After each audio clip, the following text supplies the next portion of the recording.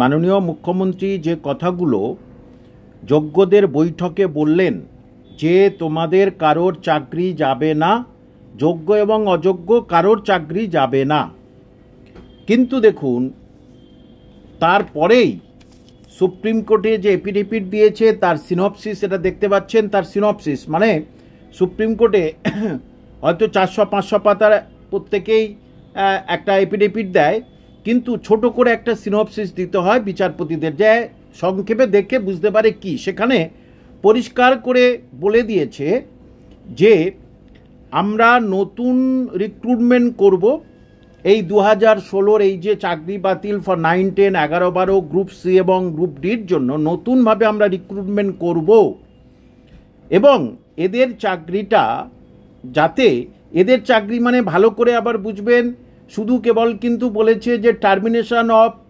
17,206 teachers, অর্থাৎ কেবল শিক্ষকদের বলেছে তারা যেন থাকে 2026 মার্চ পর্যন্ত, যেন তারা স্কুলে থাকতে পারে, চালাতে পারে। কারণ সেখানে বলে দিয়েছে শিক্ষকের অভাব খুব, 1,51,568 জন মোট শিক্ষক আছে, তার ভিতরে 17,206 জন চলে গেলে খুব অসুবিধায় পড়ে যাব। কিন্তু সেখানে কোনোভাবের জন্য বলেনি গ্রুপ সি বা গ্রুপ ডি তারা স্কুলে যাবে, সেটা একবারও কিন্তু এফিডেভিটে বলেনি, সিনপসিসে কিন্তু বলেনি। অথচ আপনারা সবাই ভাবছেন, অনেকে ভাবছেন যে সবার চাকরি উনি রেখে দেবেন। দেখুন এখানে এক বলছেন, সুপ্রিম কোর্টে আরেক কথা বলছেন, কিন্তু এটা সুপ্রিম কোর্টের এফিডেভিটের সিনপসিস আপনাদের দিলাম।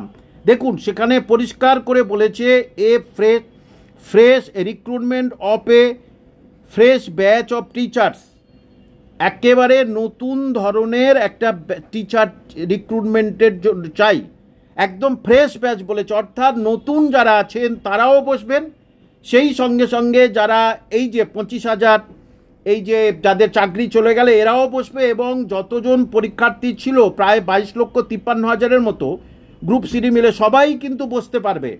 হয়তো তাদের জন্য একটা আলাদা সিট দিতে পারে, ওই যে 25,700 হতো 52, আর আপনাদের নতুনদের জন্য হয়তো নতুন কিছু সিট দিতে পারে। এই যে যেটা দেখাচ্ছিলাম 17,206 জন টিচারদের টার্মিনেশন হয়েছে, কেবল এদের কথা বলেছে, গ্রুপ সিডির কথা কিন্তু একেবারে বলেনি। অর্থাৎ এরা স্কুলে যাবে, গ্রুপ সিডি কর্মীরা কি অপরাধ করেছে তারা স্কুলে যাবে না, তারা মাইনে পাবে না?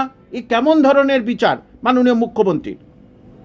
সুতরাং আপনাদের বলছি, যারা নতুন, এই এফিডেভিট থেকে বোঝা যাচ্ছে নতুনরা কিন্তু বসতে পারবে, এবং সেটা কি পদ্ধতি করে, কেমন ধরনের পরীক্ষা সিস্টেম হয়, সেটা ঠিক সময়ে আমি আপনাদের সামনে তুলে ধরব।